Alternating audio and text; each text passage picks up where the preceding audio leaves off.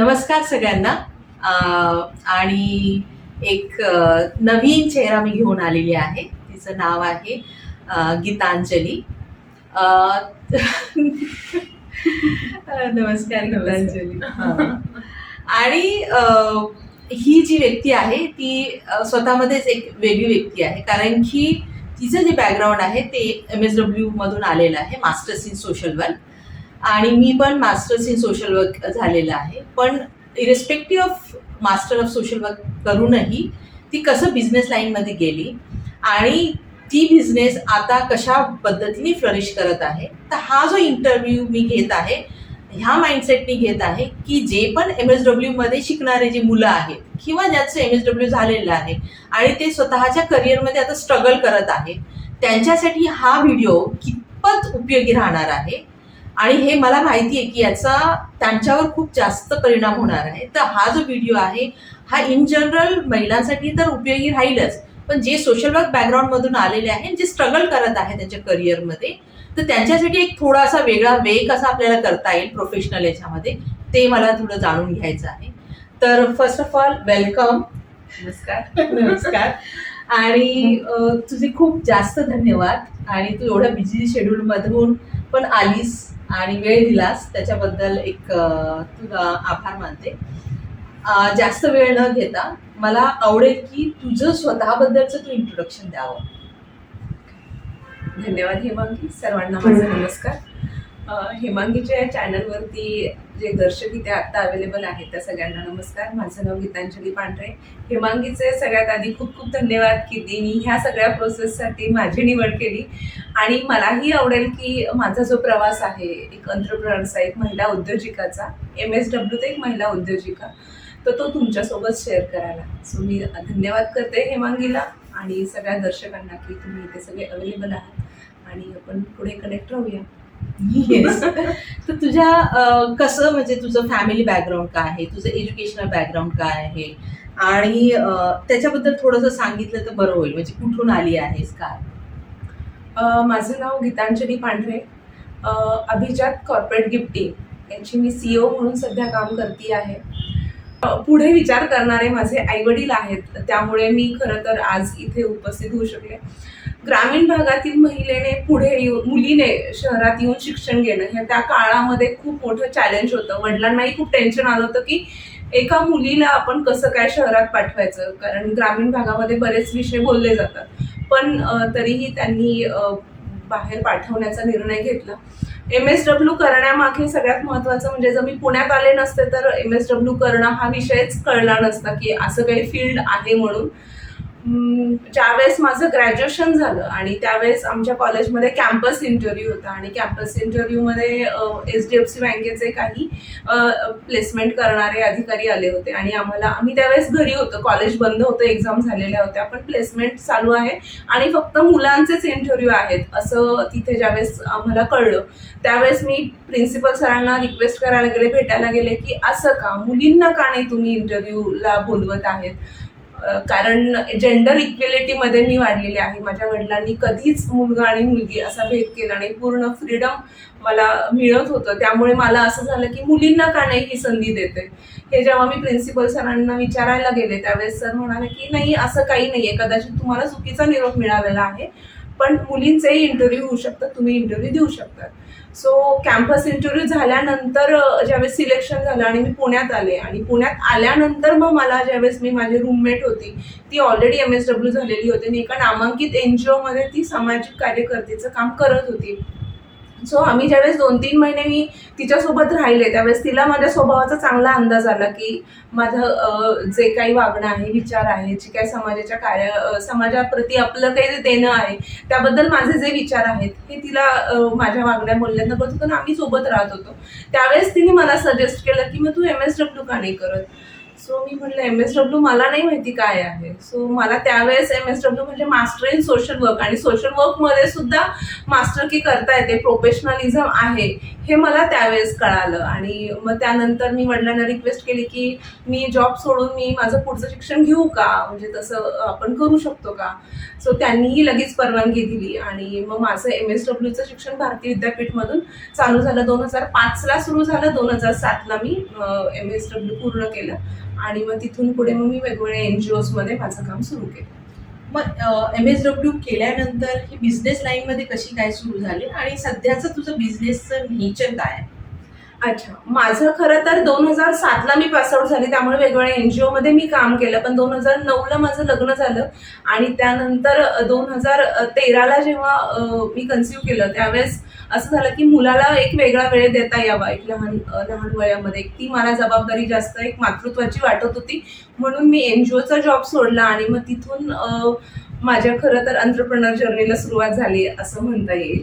कारण मला पूर्ण वेळ जॉब करून मुलाकडे दुर्लक्ष होईल अशी कुठेतरी मनामध्ये भीती होती. कदाचित ते माझे वैयक्तिक विचार असतील, पण मला असं वाटत होतं की मला त्याला जास्त वेळ द्यायचा आहे, तर मला जॉब नाही करायचा. पण माझं वेगवेगळ्या NGO सोबत कनेक्शन होतं, as a volunteer, as a consultant म्हणून मी त्यांना कनेक्ट होते. पण मला पूर्ण वेळ जॉब असा NGO सोबत करायचा नव्हता. तर मग एक इन्कम सोर्स म्हणून, एक आपल्या एज्युकेशनचा उपयोग म्हणून, एक महिला आपलंही एक स्वतःची आयडेंटिटी असावी म्हणून काय करता येईल असं मी स्वतःचा शोध घेत होते. आणि मला माझ्या वडिलांकडनं बिझनेस रिलेटेड जे काही क्वालिटीज लागतात त्या खूप छान पद्धतीने पहिल्यापासूनच आलेल्या होत्या. जसं नेटवर्किंग असेल, मार्केटिंग असेल, तुम्हाला वेगवेगळ्या नॉलेज तुम्ही कसं अपडेट ठेवलं पाहिजे, तुम्ही कसं प्रेझेंटेबल राहून तुमच्या गोष्टी डिस्प्ले केल्या पाहिजे, तुम्ही तुमचे स्वतःचे कनेक्शन्स कसे वाढवले पाहिजे, आणि जनरल सगळ्याच गोष्टींबद्दल मला खूप गोष्टी माझ्या वडिलांकडनं नकळत बिझनेस रिलेटेड शिकायला मिळाल्या. म्हणजे त्यांचं शिक्षण झालेलं नसलं तरी पण त्यांनी अतिशय शून्यातून स्वतःचं विश्व निर्माण केलेलं मी बघितलं होतं आणि तोच एक आदर्श माझ्या डोळ्यासमोर होता. आणि मला त्यामुळे खूप सोपं गेलं माझं स्वतःचं करिअर सुरू करायला आणि माझा बिझनेस सुरू करायला. आणि मग ह्यातनंच अभिजात कॉर्पोरेट गिफ्टिंगची सुरुवात झाली 2016 साली. 9 सप्टेंबर 2016 साली मी माझ्या अभिजात कॉर्पोरेट गिफ्टिंगची सुरुवात केली.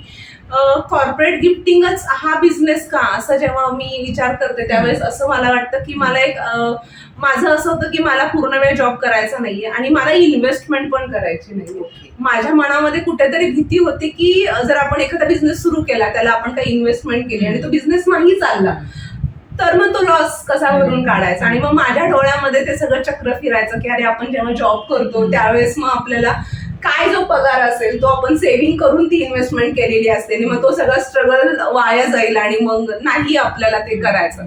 सो मला पहिलं आधी क्लिअर होतं की मला कुठली इन्व्हेस्टमेंट माझ्या बिझनेससाठी करायची नाही आणि मला कुठलीच रिस्क घ्यायची नाहीये. आणि प्लस मला घरातून काम करायचं कारण माझी प्रायोरिटी माझा मुलगा होता. सो मग अशा ह्याच्यामध्ये मी काय करू शकते असं मी सगळं शोधत होते. सो त्यावेळेस माझं आमचे एक फॅमिली फ्रेंड्स आहेत आणि ते मोठ्या कंपनीमध्ये आहेत. आणि ज्यावेळेस आम्ही असं संध्याकाळी बसलो होतो आणि मग त्यांनी सहज की काय चालू आहे ऑफिसमध्ये असं आमचं जनरल, जरी मी घरी असले तरी मी खूप अपडेटेड राहत होते. मला लोकांसोबत कनेक्ट व्हायला आणि वेगवेगळ्या जे काही अपडेट्स आहेत ते बघायला खूप आवडायचं. त्यामुळे मोटिवेशनल स्पीच असेल, वेगवेगळे बिझनेस जो स्टॉक किंवा असे बरेच असे बिझनेस रिलेटेड काही ग्रुप्स आहेत त्यांना पण मी कनेक्ट होते कारण माझं ते नेचर आहे. सो मी त्यांना जस्ट विचारलं की तुम्ही काय म्हणजे आता काय स्टेटस आहे तुमच्या कंपनीमध्ये, काय चाललंय वगैरे. तर ते म्हणाले की काही नाही, आता दिवाळी आली आणि आता आम्हाला अशा गिफ्टिंगची रिक्वायरमेंट आहे आणि आम्हाला ते आता सध्या आम्ही ते वेंडर कोड रजिस्टर करून वेगवेगळे कोटेशन्स घेतो आणि आमचं काम चालू आहे. सो मी त्यांना जस्ट म्हटलं की तुम्ही काय करता, म्हणजे काय असतं, तुम्ही कसं गिफ्ट देतात, कसं चूज करतात. सो त्यांनी मला ती सगळी प्रोसेस समजून सांगितली. सो मला ते कुठेतरी इंटरेस्टिंग वाटलं की अरे हे किती छान आहे की आपल्याला कुठलाही स्टॉक ठेवायचा नाहीये, जेवढं लागतं तेवढंच मागवायचं आणि कॅटलॉग्स असतात ते पुढे पाठवायचं आणि आपलं काम होऊ शकतं. आणि त्यामध्ये तुम्ही खूप फ्लेक्झिबल राहू शकता वेळेच्या बाबतीत. म्हणजे तसं म्हटलं तर हा सीझनल बिझनेस पण होऊ शकतो आणि तसं म्हटलं तर तुम्ही फुल फेज मध्ये हा करू पण शकतात. सो मला थोडंसं ते रात्री मी विचार केला की अरे मग आपण यांना काही ऑप्शन्स पाठवू शकतो का, नेमकी काय असतं हे. सो मी थोडंसं सोशल मीडियावर आणि त्याच्याबद्दल जास्त नॉलेज घ्यायला सुरुवात केली की कोण ह्या सेक्टरमध्ये काम करतायत, त्यांनी काय काय केलंय, काय प्रोडक्ट्स असतात, कशा पद्धतीने हे विकले जातात, हे कुठे मिळतात, कुणाला देऊ शकतो. म्हणजे ऍट अ टाइम तुम्हाला मॅन्युफॅक्चरर पण शोधायचे, ते वस्तू निर्माण करणारे आणि त्याचबरोबर त्या वस्तूचा वापर करणारेही शोधायचे.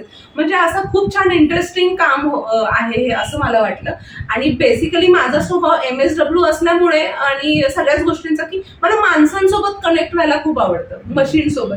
त्यामुळे मी IT सेक्टरमध्ये नाही जाऊ शकले की मला माणसांसोबत काम करायचं, मला बोलायला प्रचंड आवडतं. आणि मग आपण ह्या बिझनेसमध्ये करूया का असं विचार केला. आणि मी त्यांना दुसऱ्या दिवशी मी काही ऑप्शन्स पाठवले की तुम्हाला ह्यातलं काही चालतंय का. सो ते म्हणाले की हो असं आहे आमचे शॉर्टलिस्ट केलेलं, पण अजून काही ऑप्शन्स पाठवा. सो मी स्वतःला अजून एक्सप्लोर करायला गेले की आपण काही अजून मिळतंय का. आणि ह्याच्यामध्ये मी जास्त वापर केला तो सोशल मीडियाचा, की जसं तुम्ही म्हणता की काळानुसार तुम्ही स्वतःचं बिझनेस प्रोफाईल बदललं पाहिजे.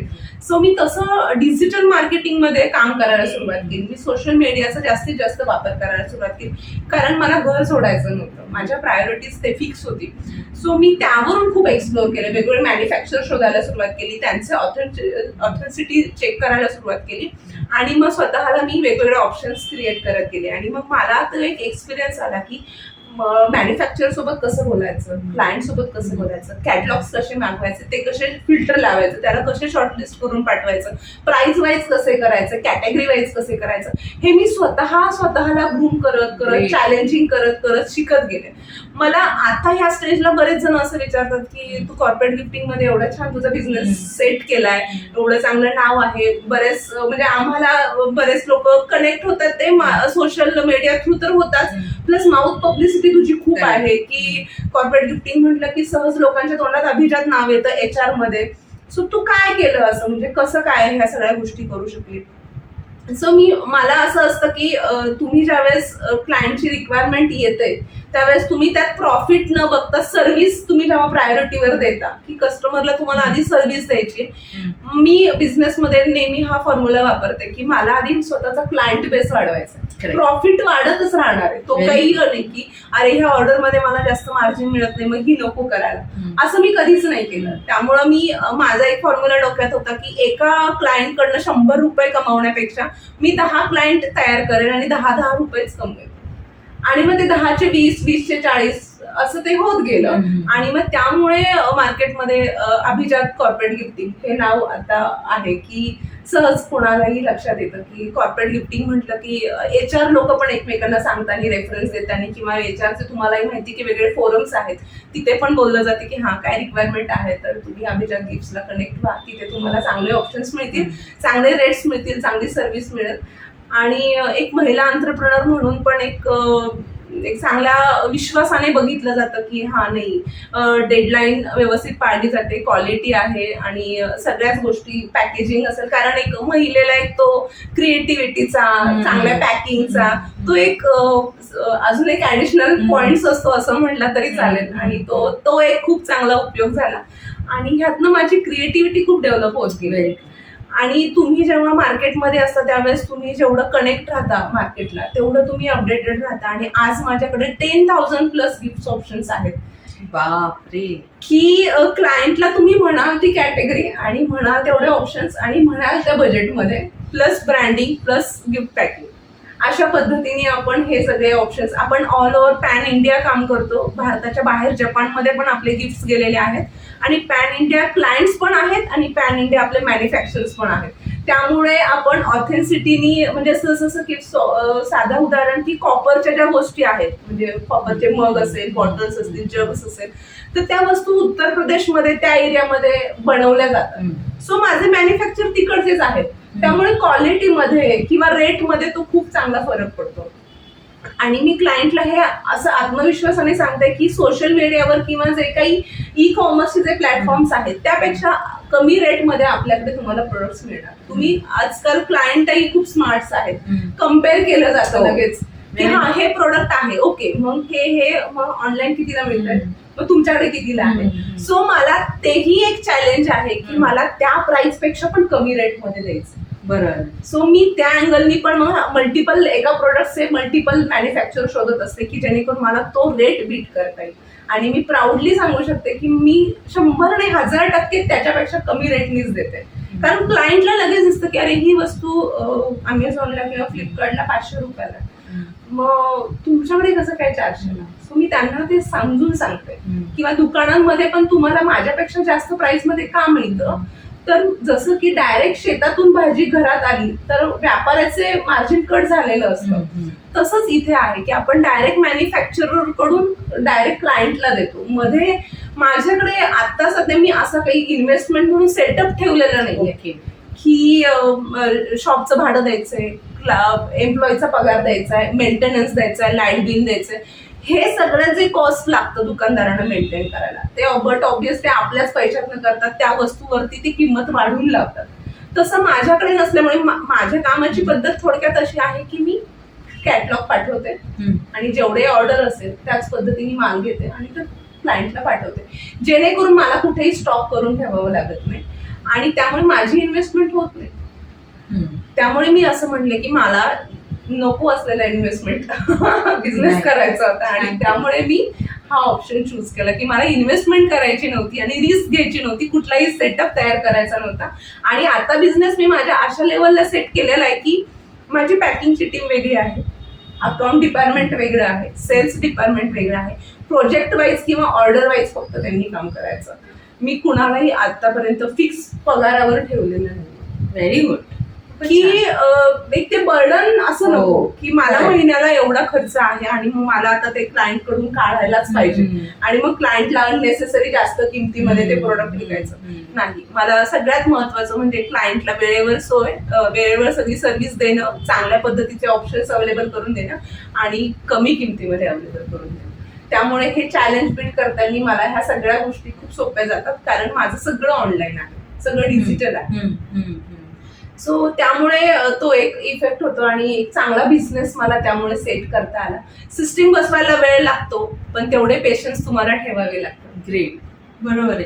जसं तुझ्या बोलण्यातून मला हे जाणवलं की जसं महिलांमध्ये आपण म्हणतोच की महिलांमध्ये थोडीफार तर क्रिएटिव्हिटी असते, जसं घर सजवणं म्हणा किंवा एखादं डेकोरेशन करणं म्हणा, ते दिसतंच. तर तो एक ऍस्पेक्ट तू घेतला, त्याचबरोबर तुझी क्युरियोसिटी की बाबा हे काय, आपण नाही करून बघायला काय प्रॉब्लेम आहे. आणि तिसरं म्हणजे सोशल मीडियावर सगळ्या गोष्टी अवेलेबल आहेतच.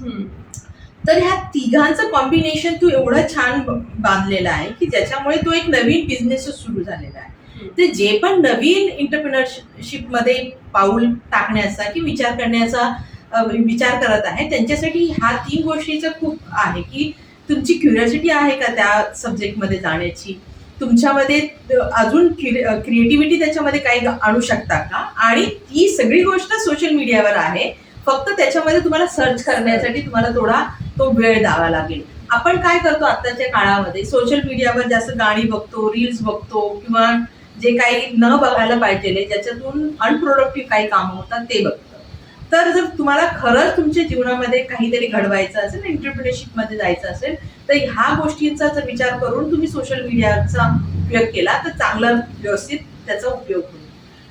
मला अजून ज्याच्यातून एक चांगलं कळालं की तुझा जो बिझनेस आतापर्यंत जरी आहे तर तू कोणाला असं फिक्स नाही केलेलं आहे. जेव्हा तुला ज्याची गरज असेल, जेव्हा जे नीड बेस्ड तू त्यांच्याकडून काम करून घेते, तर तो एक ऍस्पेक्ट खूप चांगला आहे. कारण की आजकालच्या ह्याच्यामध्ये सप्लिमेंटरी इन्कम साठी पण करतील किंवा त्यांचं हा कन्सल्टन्सी सारखं असेल, तर असे लोक मार्केटमध्ये आहेत. त्यांना आपल्याला शोधावं लागेल की असे आहेत नीड बेस्ड काम करणारे लोक आहेत आणि तशा पद्धतीने तुमचा बिझनेस तुम्ही स्टार्टिंगला चालू करू शकतात, इव्हन पुढे गेल्यावरही करू शकतात. जसं तू सोशल वर्क बॅकग्राऊंडमध्ये असं मी तुझ्या बरोबर इंटरॅक्ट करत आहे काही महिन्यापासून, तर तुझा नेचरच खूप जो आहे तो वोकल आहे. म्हणजे बोलणं, स्वतःची मत स्पष्टपणे सांगणं, लोकांशी कनेक्ट होणं. जसं तू बोलली मला जास्त क्लायंट पाहिजे आहे ना, आणि एका क्लायंट कडून 100 रुपये घेण्यापेक्षा 100 क्लायंट कडून 10 रुपये घेईल असं. तर जो आणि MSW मध्ये पण आपलं ती जी स्किल आहे ती पॉलिश होते. तर MSW आणि तुझं आय थिंक बेसिक नेचर पण असेल तर त्याचा उपयोग तुझ्या खास ह्या बिझनेससाठी तुला जाणवतं का होतो आहे असं? हो, नक्कीच होतोय. कारण MSW मध्ये आपण जे काही स्किल्स शिकलो, जे काही प्रिन्सिपल्स शिकलो, त्याचा नक्कीच उपयोग मला माझ्या बिझनेससाठी होतोय. कारण बऱ्याच गोष्टी अशा होतात की तुम्ही आत्ताही माणसांसोबतच काम करताय. माझा बिझनेस हा माणसांसोबतच आहे, मशिनींसोबत नाहीये. पण MSW मध्ये पण तुम्हाला माणसांसोबतच काम करावं लागतं. कारण सोशल वर्क हे फील्डच असं आहे की तुम्ही तिथे तुम्हाला माणसांच्या अडचणी, त्यांची गरज, त्यांचं मतं किंवा त्यांना आता एक्झॅक्टली काय रिक्वायरमेंट आहे हे सगळं तुम्हाला कळत असतं. कारण त्या गरजा तरी त्यांच्या भौतिकातल्या असतात, तरी आता अभिजात गिफ्ट्स कडनं ज्या गरजा पूर्ण होतात त्या त्यांच्या बिझनेस रिलेटेड असतील. पण त्यामुळे ना MSW केल्यामुळे मला सगळ्यात महत्वाचा फायदा ना, मला माणसं ओळखायला खूप झालं. ग्रेट. ओके. कारण माणसांसोबत काम केलेलं असल्यामुळे ह्यांना नेमकं काय हवंय, म्हणजे ह्यांना फक्त वस्तू देण्यासाठी हवी आहे का रिलेशन मेंटेन करण्यासाठी हवी आहे का इम्प्रेस करण्यासाठी हवी आहे का ह्यांना फक्त मी माझी फॉर्मॅलिटी पूर्ण केली म्हणून हवी आहे. हे ज्यावेळेस क्लायंटची गरज ओळखण्यासाठी ना मला MSW मधून मी जे काही स्किल्स शिकेल त्याचा प्रचंड उपयोग झाला. आणि मला अतिशय आनंद आहे की मी बरं झालं MSW केलं, की जेणेकरून मला त्याचा बेस घेऊन मला माझा बिझनेस वाढवायला मदत झाली. त्यामुळे माणसं ओळखणं, रिलेशन मेंटेन करणं, त्यांच्यासोबत कम्युनिकेट करणं, अपडेट करणं, ह्या सगळ्या गोष्टी MSW मध्ये शिकायला मिळतात. त्यामुळे त्याचा मला प्रचंड उपयोग झाला. आणि आता जरी MSW करून एंटरप्रिनरशिप मध्ये येणारे कोणी असेल तर त्यांना फक्त ते कळलं पाहिजे की ते स्किल कुठे मोल्ड करायचं. Very good. बरोबर आहे. एवढंच आहे. आणि जसं आता तू एक महिला उद्योजिका म्हणून आता आलेली आहे, तर त्याच्यामध्ये महिला उद्योजिका म्हणून काही प्लस किंवा मायनस असं काही तुला वाटतंय का? त्याचा काही फायदा पण होतोय किंवा कधी तुला त्याचं निगेटिव्हिटी पण दिसते महिला उद्योजिका म्हणून, जेव्हा तू एवढ्या लोकांबरोबर नेटवर्किंग करते, HR बरोबर, कस्टमर बरोबर, याच्याबरोबर त्याच्यावर, तेव्हा तुला कसं वाटतं? खरं सांगायचं तर आज काळानुसार महिला उद्योजकांकडे बघण्याचा दृष्टिकोन बदललेला आहे असं आपण म्हणू शकतो. पण कदाचित हे वाक्य फक्त म्हणण्यापुरतं पण असू शकतं. बऱ्याच वेळेस असाही अनुभव येतो की महिला उद्योजकांकडे बघण्याचा दृष्टिकोन की अरे डिपेंड असतं, हे प्रत्येकाच्या व्यक्तीनुसार मतं असतात, तो काही विषय नाही. पण अरे एक महिला आहे तर मग ह्यांना बाकीच्या जबाबदाऱ्या पण असणार आहेत, तर मग हे आपली डेडलाईन पाळतील ना, म्हणजे ह्यांचं कमिटमेंट जी आहे ही फेल तर जाणार नाही ना, आपल्याला वेळेला अडचण तर येणार नाही ना, ह्या वस्तू तर चांगल्या देतील ना, किंवा मग ह्यांना एवढे मोठे मोठे बॉक्सेस उचलून आणणं, नेणं, करणं ह्यांना कसं मॅनेज होईल, किंवा ही आता एवढी मोठी ऑर्डर आहे तर ह्यांना ही कॅपेबिलिटी आहे ना ह्यांच्यामध्ये, हा कुठेतरी क्वेश्चन मार्क येतो अजूनही. डिपेंड की काही अंशी, पण आहे अजूनही तो. मला तो अनुभव बऱ्याच वेळेस येतो की तुम्ही कराल ना, म्हणजे कमिटमेंट होईल ना, आम्ही बिंदास राहू ना, म्हणजे एवढ्या क्वांटिटीत आहे तर तुम्ही कराल ना नक्की, असं पण कुठेतरी एक महिला उद्योजिका म्हणून अनुभवायला येतं.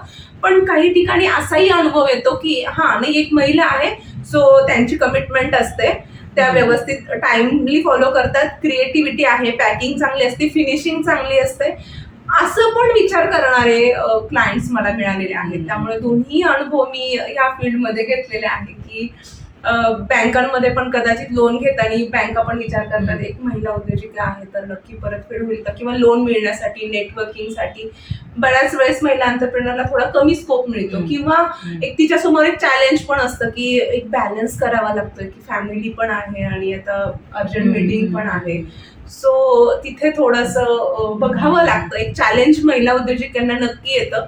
पण मला असं वाटतं की प्रत्येक महिलेने नक्कीच हा बॅलन्स केला पाहिजे की खूप करिअर ओरिएंटेड किंवा नाही माझा एवढा टर्नओव्हर झालाच पाहिजे, तो मी फॅमिलीला अजिबातच नाही बघणार, मग जे असेल ते जसं असेल तसं, पण मला हे करायचंच आहे असं नाही. तर मला असं वाटतं की कुठेतरी बॅलन्स, जिथे तुम्हाला फॅमिलीला तुमची जेव्हा गरज असेल तेव्हा तुम्ही फॅमिलीसाठी अवेलेबल झाला पाहिजेत, आणि जिथे तुम्हाला आता खरंच तुमचं ड्रीम पूर्ण करायचं आहे, तुमचा बिझनेस त्या एका लेवलला घेऊन जायचं जे तुमचं ड्रीम आहे तिथेही तुम्ही केलं पाहिजे. तुम्हाला खूप flexible as a woman entrepreneur म्हणून राहता आलं पाहिजे, कारण तुमच्यावरती मल्टिपल रिस्पॉन्सिबिलिटी असतात आणि मल्टिपल जॉब्स तुम्हाला जेव्हा करायचा असतो त्यावेळेस तुम्हाला स्वतःला खूप ॲक्टिव्ह, अवेअर आणि खूप अपडेटेड ठेवावं लागतं आणि त्यासाठी तुम्हाला स्वतःवरच काम करावं लागतं. दुसरं कोणीही नाही करू शकत. तुम्हाला ज्यावेळेस तुमच्या प्रायोरिटी डिफाईन करता येतात, काळानुसार बदलता येतं, स्वतःवरती काम करता येतं. मला नेहमी असं वाटतं की तुम्ही अख्ख्या जगात कार्पेट नाही घालू शकत, पण तुम्ही तुमच्या पायात चप्पल घालून व्यवस्थित चालू शकता.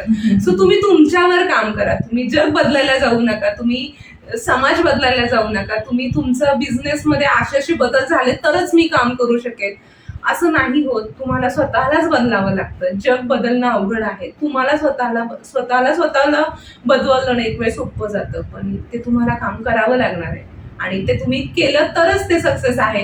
नाहीतर मला नेहमी मी असं म्हणत असते की ज्यावेळेस तुम्ही प्रॉब्लेम बघायला जाता त्यावेळेस तुम्हाला प्रॉब्लेम सापडतात आणि ज्यावेळेस तुम्ही सोल्युशन बघायला जाता त्यावेळेस तुम्हाला सोल्युशन सुद्धा सापडतात. आज बरेच माझ्या फील्डमध्ये आता जोपर्यंत आता ज्या स्टेजला माझा बिझनेस आहे तोपर्यंत बरेच मला मदत करणारेही भेटले, गाईड करणारेही भेटले की हा तू हे छान करतेस ना, सो माझ्याकडनं तुला अजून हे इनपुट्स. सुरुवातीला ज्यावेळेस मी माझं काम सुरू केलं तेव्हा माझा जीएसटी नंबर काढणं म्हणा किंवा सीए साठीचे जे काही जीएसटी रिटर्न दर महिन्याला भरावं लागतं, सो माझ्या सोसायटीमधलेच आहेत तर ते म्हणाले की ठीक आहे तुमचा बिझनेस अजून एवढा मोठा नाहीये तर मी मदत करतो, मी तुमचं जीएसटी फाईल करतो, चार्जेस आपण नंतर बघू काय असतील तर. म्हणजे मला असं वाटतं की जसं एखादं लहान बाळ ज्यावेळेस ते रांगत तुमच्या समोर येतं त्यावेळेस तुम्ही आपण 2 पावलं तुम्ही पुढे जाता आणि मग त्याला उचलून घ्या. तसं 2 पावलं तुम्ही जोपर्यंत पुढे येत नाही तुमची स्वप्न पूर्ण करण्यासाठी तोपर्यंत पुढचाही व्यक्ती येत नाही. त्याच्यामुळे तुम्हाला स्वतःच्या स्वप्नांसाठी किंवा म्हणजे एकतर तुम्हाला एंटरप्रेन्योर बनायचं असेल तर हो म्हणा आणि त्यावरती काम सुरू करा, नाहीतर नाही मला बनायचंय आणि मग फक्त कारणं देणं बंद करा. कारणं एकदा संपली की मग काम सुरू होतं. हा, आणि तुझ्यावर बोलताना एक मला चांगलं वाटलं ते एक स्टेटमेंट की आधी स्वतःला कन्फर्म झालं पाहिजे की मला हे करायचंय. येस, लोक किती पण हो बोलू किंवा नाही बोलू त्याने फरक नाही पडणार आहे, पण तुम्ही स्वतःशी किती कन्फर्म आहात की मला हे करायचंय आणि मी हे करू शकते. बरे करू शकते की नाही करू शकते नंतर, पण ऍटलीस्ट मला हे करायचंय. येस, हे जेव्हा तुम्ही स्वतः कन्फर्म असाल तरच तुम्ही त्या गोष्टी करू शकता, नाही तर नाही. मग बाहेरचे किती पण बोलले तू करू शकते किंवा तू करू नाही शकत, पण त्याचं काही खूप जास्त इम्पॅक्ट नाही होत जेवढं तुम्ही स्वतःमध्ये कन्फर्म असा की मला हे करायचंय. नंतर मी ते करण्यासाठी मला त्याच्यासाठी काही स्किल किंवा ज्याचा काही शोध घ्यायचा जसं तू शोध घेऊनच इथपर्यंत आली. हा, तर ऍटलीस्ट तुला ते कन्फर्म झालं की मला हे करायचंय. मग त्याच्यासाठी जो मार्ग काढला तो काढलाच. Yes yes. जसं की कॉर्पोरेट गिफ्टिंगचा बिझनेस करण्याचा कुठेही कोर्स अवेलेबल नाहीये. तो मला मैत्रीण जेव्हा म्हणते की अगं मग तू एवढं छान केलंयस तर मग तू कुठे शिकलीयस का, म्हणजे माझी नेहमीची भेटणारी मैत्रीण मला जेव्हा असं म्हणली मलाही आश्चर्य वाटलं की अरे खरंच म्हणजे एवढं आहे का हे, म्हणजे मलाच कळलं नाही की मी या स्टेजला कधी आले, किती सिस्टमॅटिकली आपण हे सगळं काम केलं की कुणाला तरी असं वाटावं की ह्याचा काही कोर्स आहे की जसं इव्हेंट मॅनेजमेंट आहे किंवा बिझनेस मॅनेजमेंट मधले वेगळे फील्ड्स आहेत तर तसं हे पण एखादं सेक्टर होऊ शकतं हे मला त्यावेळेस जाणवलं. मला तर मी आता तुला सजेस्ट करेल की तू एक छोटासा ट्रेनिंग कोर्स पण सुरू करू शकते आणि फीस घेऊ शकते साईड बाय साईड 3 महिन्याचा किंवा क्रॅश कोर्स आपण करू शकते. अगदीच करू शकते. म्हणजे एक महिला एंटरप्रेन्योर म्हणून महिलांचे बेसिकली उद्योजकतेकडे न येण्याचं किंवा काय कारण असतं तर, आणि आम्हाला घरातनं बाहेर पडता येत नाही, घरात एकदम वृद्ध आहेत किंवा लहान मुलं आहेत, आणि दुसरं म्हणजे पैशाची अडचण की आम्हाला इन्व्हेस्टमेंटला पैसेच नाही, आम्ही कसं काय बिझनेस करू. सो मला त्याच्यासाठी मी कधी मला असं म्हणतात की तू त्याच्यासाठी परफेक्ट एक्झाम्पल आहे, एकदम परफेक्ट एक्झाम्पल आहे.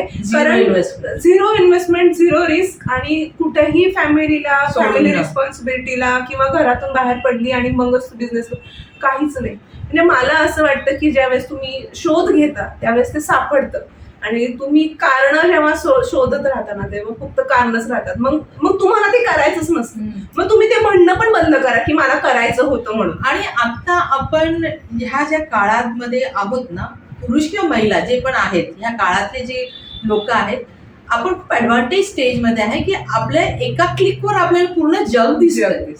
आपल्या एका क्लिकवर आपल्याला सगळ्या गोष्टीचं नॉलेज मिळतंय किंवा कनेक्ट करू शकतो, इकडचा माल तिकडे ट्रान्सफर करू शकतो, काही करू शकतो. तर ती जी शोधण्याची जी प्रवृत्ती आहे ती फक्त दिसली पाहिजे पाहिजे. अगदी अगदी. म्हणजे मला तर आता तुम्हालाही माहिती की तुम्ही मेटाची माझी अचिव्हमेंट बघितली आहे की मेटा व्हॉट्सअप बिझनेस म्हणून त्यांचे जे फीचर्स आहे सो ते वापरून मी माझा बिझनेस सुरू केला. व्हॉट्सअप बिझनेस हे फ्री आहे. मी थोडक्यात सांगते की कॅनवा म्हणून मी एक ऍप आहे. म्हणजे मी आता खूप ओपनली तुम्हाला सगळ्याच गोष्टी सांगते की मला पण तळमळीने इच्छा आहे की माझ्या ज्या काही महिला एंटरप्रेनर्स आहेत त्यांनी ह्या गोष्टीतनं शिकून त्यांनीही एक एंटरप्रेनर बनावं. सो कॅनवा हे एक ऍप आहे की ते पण फ्री आहे. तुम्हाला स्टेटस ठेवणं फ्री आहे, फेसबुक फ्री आहे, इंस्टाग्राम फ्री आहे, लिंक्डइन फ्री आहे. मग तुम्हाला काय प्रॉब्लेम आहे तुमचा बिझनेस जगासमोर आणायला?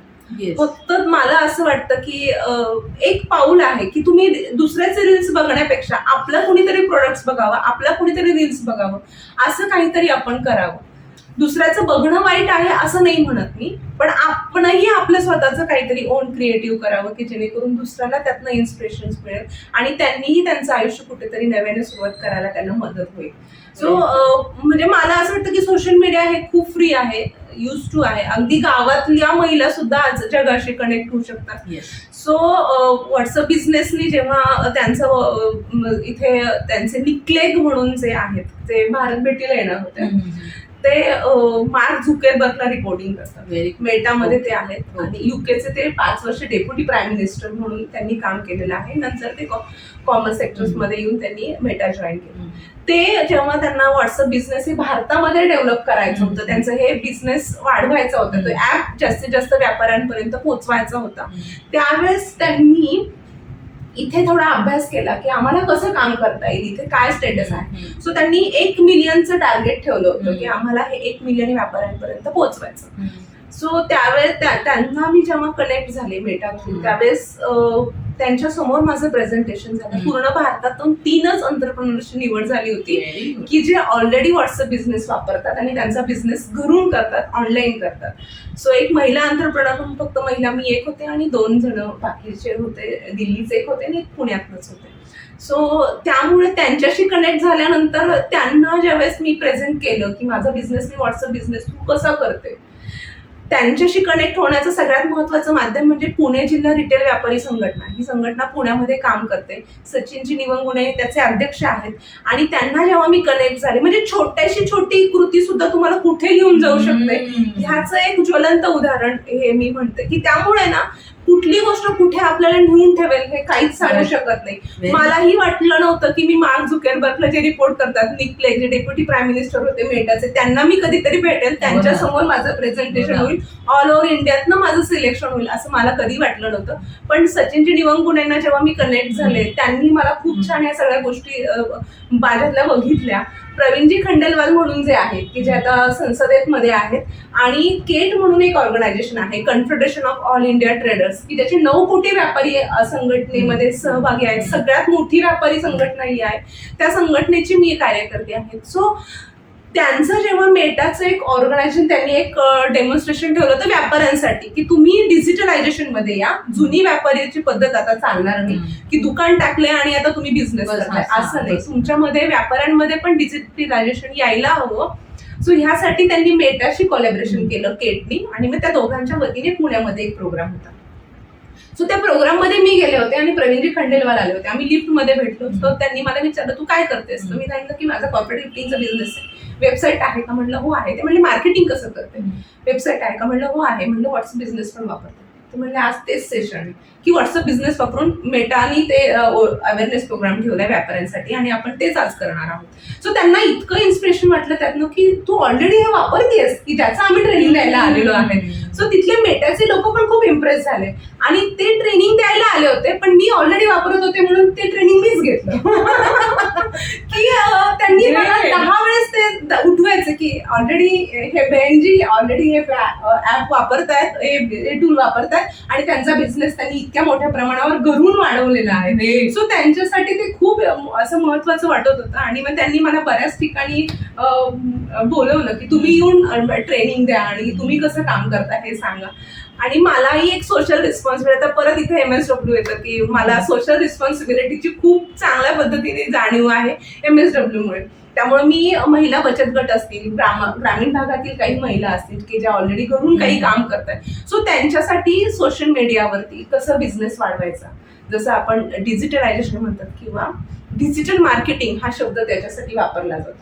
सो त्याचं मी ट्रेनिंग आता महिलांना free of cost as a CSR activity of अभिजात कॉर्पोरेट गिफ्टिंग म्हणून सुरू केलेली आहे. आणि ते फ्री ऑफ कॉस्ट मी त्या महिलांसाठी हे ट्रेनिंग घेते. शहरातील ग्रामीण भागातील महिला बचत गटांसाठी असेल किंवा वेगळे फोरम्स असतील महिलांचे की ज्यांचे बिझनेसेस आहेत पण त्यांना ते डिजिटल मार्केटिंग न करता आल्यामुळे त्यांना ते जगापर्यंत पोहोचवता येत. कसं ऑनलाईन घेते ट्रेनिंग? ऑनलाईन ऑफलाईन दोन्ही घेते की जेणेकरून त्यांना ह्या गोष्टी समजाव्यात. आज घरात कामाला येणाऱ्या बाईकडे पण सुद्धा व्हॉट्सअप आहे, तीही सोशल मीडिया वापरते, तीही स्टेटस ठेवते, तिचंही फेसबुक अकाउंट आहे. त्यामुळे असं काही नाहीये की बचत गटाच्या महिलांकडे किंवा ग्रामीण भागाच्या महिलांकडे नाहीये.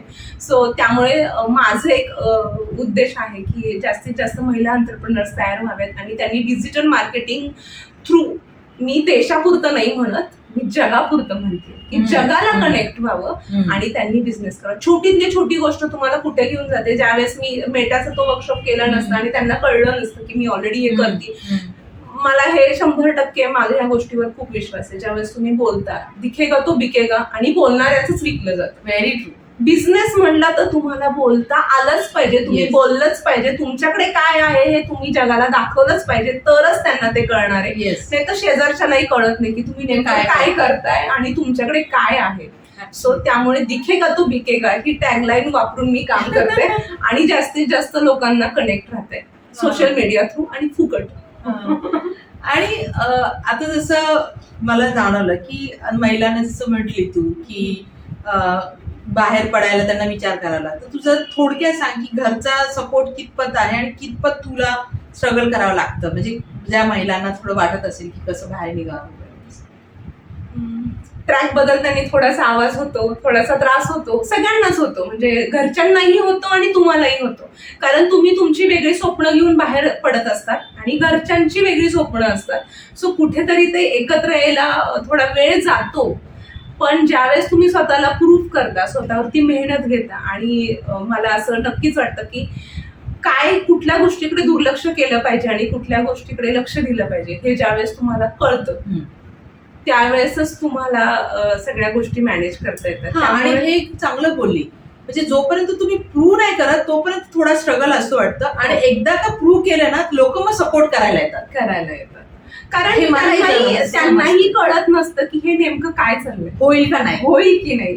आणि ज्यावेळेस, आणि मला असं वाटतं ना की तोच एक फक्त स्ट्रगलचा पार्ट असतो. नंतर कारण सगळ्याच अर्थाने नवीन असतं, म्हणजे तुम्हीही स्वतःवरती बदल करत असता, स्वतःला चेंज करत असता, स्वतःला अपडेशन मोडमध्ये असता, लर्निंग फेज मध्ये असतात, आणि प्लस तुम्हाला मग इकडेही बऱ्याच गोष्टी मॅनेज कराव्या लागतात.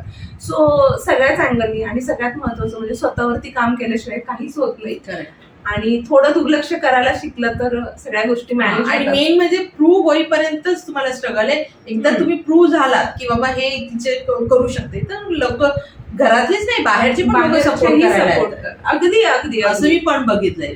आणि मला असं वाटतं की ते ह्युमन नेचर आहे, म्हणजे कदाचित त्यांच्या जागेवर आपण असं आपलंही तसंच होऊ शकतं, करू शकते की नाही, होईल की नाही, नेमकं काय चाललंय, थोडं डिस्टर्ब होतंय, रुटीन बदलतंय, सगळंच होतं. त्यांच्याही काही गोष्टी सवयीच्या असतात. काही वेळेस प्रत्येक वेळेस आपण दरवेळेस अवेलेबल असतो, पण आता बिझनेसमुळे नाही अवेलेबल होत, मग त्यांनाही कुठल्या तरी वेगळ्या अपेक्षा असतात. तर हे थोडंफार होतं, पण सुरुवातीला ह्या गोष्टी होऊ शकतात. सगळ्यांच्याच बाबतीत होईल असं नाही, पण ह्या गोष्टी आपल्याला पचवता आल्या पाहिजे, स्वीकारता आल्या पाहिजे, फोकस आपला ठेवता आला पाहिजे. जोपर्यंत आपण आपल्या कामावर फोकस ठेवत नाही आणि स्वतःवर विश्वास ठेवत नाही की नाही मी हे करणार, मी हे प्रूव्ह करून दाखवणार, आणि त्यासाठी मला कितीही मेहनत करावी लागली तरी मी करणार. म्हणजे मला अजूनही आठवतं सुरुवातीचा काळ, 24 तासापैकी 22 तास काम मी केलेलं आहे. कारण दिवाळीचा पिरियड आहे, क्लायंटला चांगली सर्व्हिस देणं हे आपलं काम आहे, आणि नेमकी एका प्रोडक्टचा रंग बदलून आला होता. क्लायंटला जो मी कलर दाखवला तो कलर त्यावेळेस मला मिळाला नव्हता, आणि मग मला असं की क्लायंट नाराज नको व्हायला म्हणून मी मोठी ऑर्डर होती आणि मी प्रत्येक बॉक्स उचकून ते कलर चेक केले आणि ती क्वालिटी चेक केली आणि मग मी ते सगळं केलं. म्हणजे सुरुवातीला तर 22 तास, कारण मीही लर्निंग फेज मध्ये बरोबर होते, आहे. सगळं एक्सपिरियन्स मधून शिकत बरोबर होते, आहे. कुठलाही कोर्स हो. केलेला नव्हता, कुणी गाईड नव्हतं, रेडीमेड क्लायंट नव्हते, रेडीमेड मॅन्युफॅक्चरर नव्हते, काहीच नव्हतं. हो. त्यामुळे इतकं सगळं नवीन होतं, म्हणजे ऍडमिन पण बघायचं, अकाउंट पण बघायचं, सेल्स पण बघायचं, पॅकिंग पण करायची, बॉक्स उचलून लिफ्ट मध्ये न्यायचे, टेम्पोत भरायचे, टेम्पोला मग पॉर्टर बुक करायचं, मग ते पॉर्टर कसं येणार, ते परत ते पॉर्टरवाल्यांचं की नाही आम्ही हात लावणार नाही, ते काम आमचं नाही, मग ते आपणच चढवायचे. असं बऱ्याच गोष्टी होत्या की ज्या माझ्यासाठी खूप नवीन होत्या आणि खूप नवीन नवीन त्यातनं शिकायला मिळालं. खरं सांगायचं तर चुका खरंच खूप कमी झाल्या, कारण माझी वडिलांची माझ्यावर कृपा आहे की त्यांच्याकडनं मी खूप गोष्टी ऑलरेडी शिकून आले होते आणि माझी फॅमिलीही मला खूप कॉपरेटिव्ह मिळाली, त्यामुळे ह्या गोष्टी होत गेल्या. पण मला फक्त एवढंच सांगायचं की कारण देत नका बसू, काम सुरू करा. व्हेरी तुला आता हे तुझं बिझनेस कशा पद्धतीने पुढे न्यायचं आहे, तुला कुठे वाटतं फ्युचर प्लॅन काय आहे?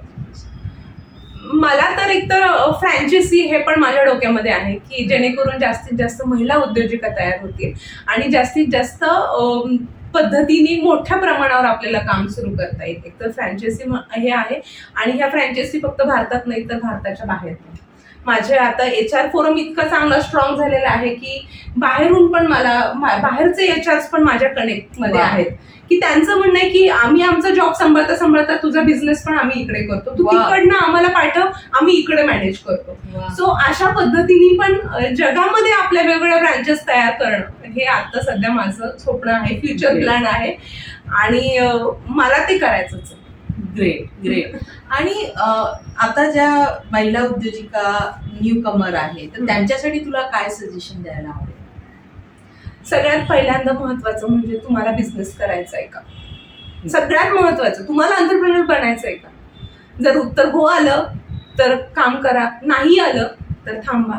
बरं, उत्तर हो आलं तर मी तर सरळ सांगते की कागद पेन घ्या आणि लिहा की मला एंटरप्रेन्योर बनायचंय. हा, हो बनायचं. सेल्फ अनालिसिस खूप महत्वाचं आहे.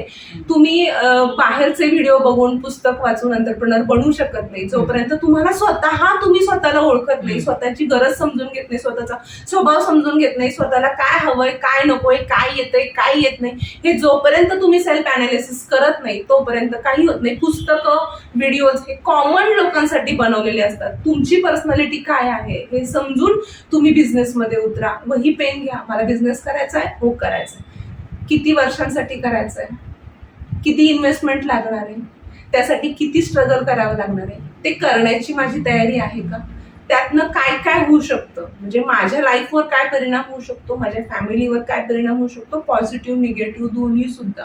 हे जेव्हा तुम्ही सगळं अनालिसिस करता आणि त्याची उत्तरं स्वतः फाइंड आउट करता की हा इतकं स्ट्रगल करायची माझी तयारी आहे, इतकं इन्व्हेस्टमेंट करायची माझी तयारी, इतकं मला ह्या गोष्टी मॅनेज कराव्या लागणार आहेत, इतके स्किल्स स्वतःमध्ये अपडेट करावे लागणार आहेत, इतके तास काम करावं लागणार आहे, हे सगळ्याची उत्तर काय येतात हे बघा आणि मग तुम्ही बिझनेसमध्ये उतरा. नाहीतर नव्याचे 9 दिवस होतात. बिझनेस आपण सुरू करतो पण बिझनेस सुरू करणं खूप सोपं आहे, काही लागत नाही. शॉप ऍक्ट काढायला, GST नंबर काढायला काहीच लागत नाही. काम करत राहणं हे खूप मोठं चॅलेंजिंग आहे. त्यामुळं आपली तशी पर्सनॅलिटी आहे का, आपण तेवढं स्ट्रगल करू शकतो का हे बघा आणि त्या अनुषंगाने बिझनेस निवडा. तुम्हाला जर माणसांसोबत काम करायला आवडत नसेल तर तुम्ही ऑनलाईन कामं जी आहेत, डेटा एंट्री असेल किंवा अजून काही रिपोर्ट बनवणं असेल किंवा लँग्वेजेसची काही कामं असतील तर त्या पद्धतीने काम करायला सुरुवात करा. आणि तुम्ही फॅमिलीला किती वेळ देऊ इच्छिता, तुमच्या बिझनेसला किती वेळ देऊ इच्छिता, त्या कॅटेगरी वाईज तुम्ही बिझनेस निवडा. स्वतःची पर्सनॅलिटी ओळखा, तुमचे चॉईसेस ओळखा आणि काम एन्जॉय करणार असाल तर सुरू करा.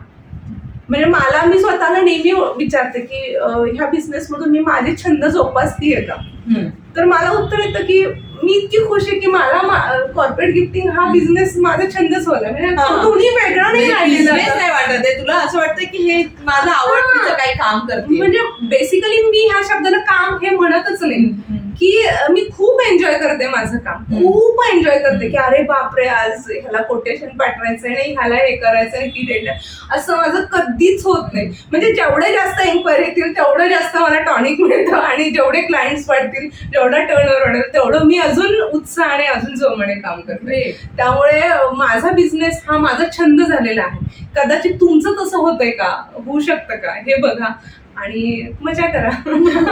आता पर्टिक्युलर ह्या बिझनेस मध्ये जर कोणाला उतरायचं असेल, एखाद्या महिलेला सुरुवात करायचं, तर तिने काय करायला पाहिजे असं वाटतं? जसं मी आता तुम्हाला हे सेल्फ अनालिसिस बद्दल सांगितलं, त्याच पद्धतीने तुम्हाला एकतर स्वतःवरती काम करणं, नेटवर्किंग वाढवता येणार आहे का, तुम्हाला जास्त बोलावं लागणार आहे. मी जनरली सांगते की माझं घरून काम आहे, पण मी घरातून बोलते म्हणणार, बट ऑफिसमध्ये घरातले सासू सासरे आणि मुलगा सगळं ऐकत असतो.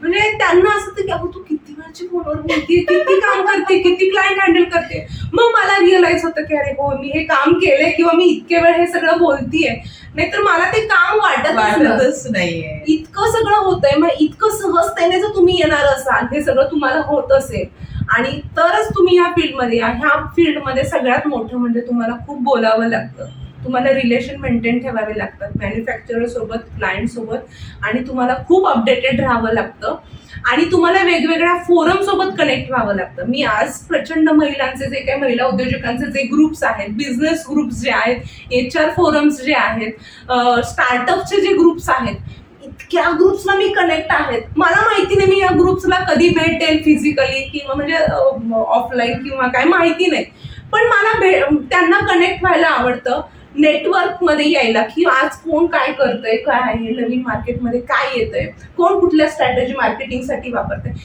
गॉड नोज कुठली छोट्यातली छोटी गोष्ट तुम्हाला कुठे घेऊन जाईल. जर मला असं वाटतं त्या दिवशी मी लिफ्टमध्ये प्रवीणजी खंडेलवालांना सांगितलं नसतं की मी व्हॉट्सअप बिझनेस वापरते, तर मी आज नीट पर्यंत भेटू शकले नसते आणि 3 एंटरप्रेनर्स म्हणून माझी निवड झाली नसती पूर्ण भारतातनं. त्यांनी इतकी छान डॉक्युमेंटरी माझ्यावर बनवली, जसं कोण बनेगा करोडपती मध्ये आधी येऊन ते शूट करून तुमच्या लाईफ बद्दल माहिती घेतात, त्या पद्धतीने त्यांनी ती डॉक्युमेंटरी बनवली आणि आज पूर्ण जगात डॉक्युमेंटरी मेटाच्या वेबसाईटवरून दाखवली जाते. Very nice. अजून ह्याच्यापेक्षा काय पाहिजे. आणि अजूनही मी माझी कुठली इन्व्हेस्टमेंट केलेली नाहीये, रिस्क नाहीये आणि टचवूड की अजून एकदाही असं झालं नाही की माझं एखादं पेमेंट अडलंय आणि मला ते मिळालं नाही. म्हणजे जसं तुम्ही महिला एंटरप्रेनर्स चॅलेंजेस मध्ये बोललात, तर हेही असतं की तुम्हाला प्रचंड फॉलोअप घ्यावा लागतो. एकच मला आता उदाहरण आठवतं की मला 6 महिने मी रोज त्यांना फोन करायचा की सर पेमेंट राहिलंय, पेमेंट राहिलंय की काय करताय. मला कायद्याने जाता आलं असतं, पण मला तरीही की ज्या गोष्टी गोड बोलून होतात, साध्या पद्धतीने होतात, बरोबर आहे, सॉफ्टली होत असेल तर त्या करायच्या. म्हणजे मला तरीही एक आहे की या गोष्टी पण आपल्याला तुम्हाला काळानुसार करता आल्या पाहिजे. म्हणजे कन्सिस्टन्सी जी आहे की आजकाल, म्हणजे माझे मिस्टर मल्टीनॅशनल कंपनीमध्ये आहेत, त्या एक क्रेडिट डिपार्टमेंटला आहे, त्यांना एक क्रेडिट कंट्रोलचं काम आहे. सो तेही मला म्हणतात की अगं दे सोडून कशाला इतके दिवस फॉलोअप घेते, नाही देणार ते, जाऊ दे, नको तू त्याच्या नादी लागू. सो त्यांनी माझी कन्सिस्टन्सी बघून ते मला म्हणले का मी सुद्धा इतका फॉलो करते जितकं तू घेतेय. शेवटी मला ते पेमेंट मिळालं. मी खूप स्ट्रॅटेजी वापरल्या त्याच्यासाठी आणि मी त्यांच्या हे डिपार्टमेंटला जाऊन भेटले, सगळ्या गोष्टी केल्या, खूप पोलाइटली केल्या, खूप दाखवलं की मी एक महिला एंटरप्रेनर आहे. तुम्ही जर अशा पद्धतीने वागला तर मी बाकीच्या महिलांना काय प्रोत्साहित करायचं की तुम्ही बिझनेस मध्ये या आणि तुम्ही अशा पद्धतीने बिझनेस, जर असे अनुभव मला आले तर मी त्यांना पुढे काय गाईड करणार आणि मग देशाची जीडीपी कशी वाढणार. कारण तो पण एक आपली जबाबदारी आहे की देशाची जीडीपी फक्त काही पुरुष उद्योजकांकडूनच वाढली गेली पाहिजे असं नाहीये, महिला उद्योजकांनी पण पुढे येऊन ते काम केलंच पाहिजे. आणि आज त्या पद्धतीने देश पातळीवर काम चालू आहे, पण एक महिला म्हणून आपली पण ती जबाबदारी आहे. सो मी त्यांना कुठे अशा पद्धतीने की मग कसं जीडीपी वाढणार भारताचं वगैरे अशा पद्धतीने पण काम करून एक काय होतं की सिच्युएशन प्रमाणे तुम्हाला जर मोल्ड होता आलं तरच तुम्ही ह्या बिझनेस मध्ये टिकू शकता. म्हणजे तुमचा लार्जर पर्स्पेक्टिव्ह पाहिजे. अगदी अगदी अगदी अगदी. तुम्ही फक्त स्वतः पुरता आणि माझा महिन्याचा खर्च एवढा आहे आणि मग मला एवढे मिळाले तर बस असं म्हणून जर तुम्ही काम करणार असाल तर तुम्ही खूप लिमिटेड होऊन जाल. पण मला देशाचं जीडीपी वाढवायचं आहे, माझ्या जगात फ्रँचायझी तयार करायच्या आहेत, मला महिला उद्योजिका तयार करायच्या आहेत, असा जेव्हा तुम्ही सोशल अँगलनी विचार करता, आणि हा अँगल मला MSW मधून आला. जसं तुम्ही मला प्रश्न विचारला की तुम्ही त्यातनं काय घेतलं MSW मधून, तर ह्या पण गोष्टी आहेत की ज्या तुम्ही घेतलेल्या आहेत. आणि दुसरं महत्वाचं म्हणजे CSR ही ऍक्टिव्हिटी सुद्धा आपल्या MSW मधूनच आलेली आहे. त्यामुळे मला तुम्हाला हेही सांगायचंय की तुम्ही जेवढं देता तेवढंच तुम्हाला येतं सुद्धा. सो मला हेही सांगायला आवडेल की मी माझ्या जो काही महिन्याचा इन्कम असेल त्यातलं मी ठरवलेलं आहे की एक ठराविक पर्सेंटेज मी सोशल ऍक्टिव्हिटीज मध्ये देईल. माझा बिझनेस कितीही होऊ दे तेवढ्या पर्सेंटेजची अमाऊंट मी काढते आणि तो मी सोशल कॉज साठी ती वापरते. Very good. किती माझे नाहीयेत ते समाजाचे आहेत, समाजामुळे मला मिळालेले आहे. आज माझा बिझनेस समाजामुळेच चालतं. आज समाज नसेल तर बिझनेस राहणार नाही, बिझनेस नसेल तर कॉर्पोरेट सेक्टर येणार नाही, कॉर्पोरेट सेक्टर येणार मी गिफ्ट कोणाला देऊ. सो माझी पण ती एक देण्याची पण एक भावना आहे. आणि माझा आतापर्यंतचा अनुभव आहे की जेवढं मी सोशल कॉज साठी देत गेले त्याच्यात कितीतरी पटीने मला येत पण गेले.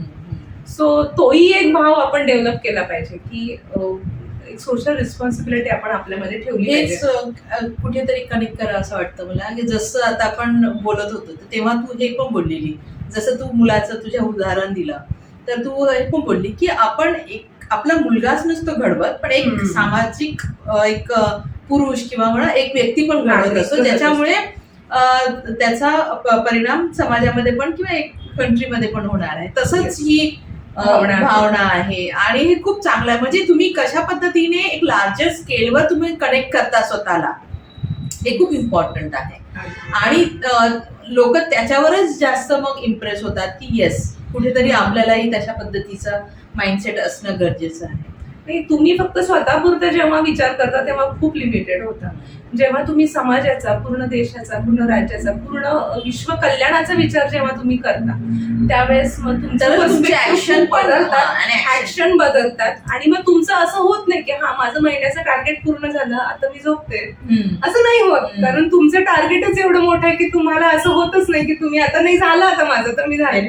आणि ती एक प्रोसेस आहे आणि मला असं वाटतं की प्रोसेस एन्जॉय करता आली पाहिजे. म्हणजे जे खरं एन्जॉयमेंट ही प्रोसेसमध्ये आहे. तुम्ही त्या पॉइंटला पोहोचणं हे बरोबर आहे, तिथे पोहोचल्यानंतर तुम्हाला आनंद होणारच आहे. पण त्या पॉइंट पर्यंत पोहोचण्याची प्रोसेस पण तुम्ही जेव्हा एन्जॉय करता ना तेव्हा मग त्याच्यामध्ये तुम्हाला कंटिन्युटी येते, तुमचं डिटर्मिनेशन येतं, त्याच्यामध्ये तुम्हाला आनंद मिळतो. आणि मग त्याच्यामुळे तुम्ही एन्जॉय करत ते जेव्हा काम करता ना तेव्हा तुम्ही ज्यावेळेस एन्जॉय करता तेव्हा आजूबाजूचे तुमचे लोक सुद्धा एन्जॉय करतात. तेच जर तुम्ही कंटाळा करून की नाही यार आज हे करायचंय ते करायचंय मग बाकीच्यांनाही असं होतं की अरे यार हिला खूपच लोड होतो सगळी चिडचिड आणि सगळ्याच गोष्टी होतात. सो असं नाही होतं काम असं मला वाटतं. तर एकंदरीत छान चर्चा झाली आणि खूप गोष्टी आलेल्या आहेत ह्या इंटरव्ह्यूमध्ये या आपल्या चर्चेमधून. तर मला असं वाटतं खूप लोकांना ह्या चर्चेतून खूप साऱ्या गोष्टी घेता येतील. फक्त एवढंच आहे तुमचं माइंडसेट तसा ठेवा की जसं काय काय तुम्हाला पाहिजे ते सगळं घ्या तुम्हाला. आणि खूप आभार, खूपच आभार गीतांजली इथपर्यंत आलीस आणि तुझा वेळ दिलास, तुझा एक्सपिरियन्स शेअर केला आणि तुझे विचार खूप चांगले आहेत. म्हणजे इन्फॉर्मल आणि इव्हन कॅमेऱ्यासमोरही मी बघते पण कॅमेऱ्याच्या बाहेरही मी तिच्याबरोबर खूप वेळा चर्चा केलेली तर तिचे विचार खूप वेगळे आहेत आणि तिचे विचार खूप समाजाला कनेक्ट करायला किंवा पूर्ण जगाला किंवा एक ह्युमॅन अप्रोचला कनेक्ट करणारा आहे आणि म्हणूनच तिची ग्रोथ होत आहे असं मला जाणवतं. अगदी बरोबर. मी ह्या तुमच्या ह्या वाक्याला 100% सहभागी आहे की ज्यावेळेस तुम्ही स्वतःच्या प्रोग्रेसवर विचार करता त्यावेळेस तुम्ही तेवढेच स्वतःची प्रोग्रेस तुम्ही जेव्हा बघता तेव्हा खूप लिमिटेड होता. पूर्ण समाजाची जगाची प्रोग्रेसचा जेव्हा विचार करता आणि मग त्यात तुमचं किती इनपुट्स असलं पाहिजे असं जेव्हा तुम्ही विचार करता त्यावेळेस तुम्ही लार्ज स्केलवरती काम करता. म्हणजे तुम्ही अतिशय अचूक ओळखलेलं आहे आणि आपलं कनेक्ट खूप दिवसांपासून जरी असलं तरी आपण खूप वेळ एकमेकांसोबत नाही दिला पण तुम्हाला खूप छान पद्धतीने ती भावना कळाली की नाही तू एक्सप्रेसेस तशा पद्धतीने केले आणि मला ते घेता आले की येस हे तुझी पर्सनॅलिटीच तशी आहे. तर थँक्यू सो मच आणि खूप छान वाटलं आणि मला माहिती प्रेक्षकांनाही खूप आवडेल ते. आणि हा जो इंटरव्ह्यू आहे सगळ्यांपर्यंत पोहोचवा आणि माझ्या आतापर्यंत ज्या पण काही इंटरप्रिनर्सच्या ज्या मी व्हिडिओ बनवलेले आहे वेगवेगळ्या इंटरप्रिनर्स आणलेले आहेत, पुरुष पण आहेत आणि स्त्रिया पण आहेत, तर त्याच्यातून पण तुम्हाला खूप साऱ्या गोष्टी घेता येतील. तर त्या पण बघा, लाईक करा, शेअर करा आणि सबस्क्राईब करा माझ्या चॅनलला. आणि त्याचबरोबर पुढे पण असे वेगवेगळे एंटरप्रिनर महिला एंटरप्रिनर मी आणणार आहे माझ्या युट्यूब चॅनलवर. आणि माझा एक कुठेतरी एक लार्जर स्केलवर त्यांना न्यायचं आहे असं माझा विचार आहे. आणि ह्याचबरोबर आपला हा इंटरव्ह्यू किंवा हा जो कन्व्हर्सेशन इथे थांबू, पण आपण पुढे भेटतच राहणार आहोत आणि कनेक्ट होत राहणार आहेत. त्यामुळे धन्यवाद आणि माझ्या प्रेक्षकांना थँक्यू आणि टेक केअर. सगळ्यांना नमस्कार. सगळ्यांना विनंती आहे की चॅनलला नक्की सबस्क्राईब करा, शेअर करा, नॉलेजचं एक वेगळं वर्ड तयार करा. आणि डिजिटल मार्केटिंगसाठी काही नवीन एंटरप्रेनर्सला जर काही मदत हवी असेल तर नक्की कनेक्ट करा. हेमांगी तुमच्यासोबत आहेतच, त्या पद्धतीने मीही असेल. सगळ्यांना विनंती आहे. आणि डिस्क्रिप्शन मध्ये गीतांजलीचं सगळं डिटेल मी देईलच, तिच्या वेबसाईटचं किंवा तिच्या कॉन्टॅक्ट नंबर वगैरे. तर कोणालाही कॉर्पोरेट गिफ्टिंग आणि इव्हन पर्सनल गिफ्टिंग पण असतं, बर्थडे वगैरे याच्यासाठी पण जर कोणाला बल्कमध्ये कुठलीही ऑर्डर हां. असेल तर आपण विथ ब्रँडिंग करतो. आणि हे मग तुम्ही आता माझ्याबद्दल बरंच जाणून घेतलं, पण मला त्यांच्याबद्दल आवडलेली सगळ्यात महत्वाची गोष्ट म्हणजे अतिशय निस्वार्थीपणे त्या आमच्यासारख्या महिला एंटरप्रेनर्स किंवा वेगवेगळ्या क्षेत्रांमध्ये काम करणाऱ्यांना तुमच्यासोबत कनेक्ट करून देत आहे. त्यांचं वेगवेगळ्या प्रकारचं शेड्यूल आहे, वेगळ्या पद्धतीने त्या स्वतःवरती काम करतात, बाकीच्याही गोष्टी आहेत, पण तरीही त्यांना हा एक निस्वार्थीपणाने त्यांनी हा जो उपक्रम सुरू केलेला आहे त्यासाठी मला तुमच्या ह्या उपक्रमाला माझ्या खूप खूप शुभेच्छा. जास्तीत जास्त सबस्क्राईब वाढवाव्यात आणि जास्तीत जास्त लोकांपर्यंत तुमची माहिती पोहोचावी आणि तुमचं हे निस्वार्थी भावना, प्रेम हे जगापर्यंत पोहोचावं अशी मी विचार. कारण की मला आहे की महिला एंटरप्रेनर घडल्या पाहिजेत आणि जास्तीत जास्त घडल्या पाहिजेत आणि एक काहीतरी वेगळं जग मला बघायचं आहे आणि हा छोटासा माझा प्रयास आहे. माझ्या खूप खूप शुभेच्छा तुमच्या ह्या प्रयासाला आणि best of luck. Thank you so much.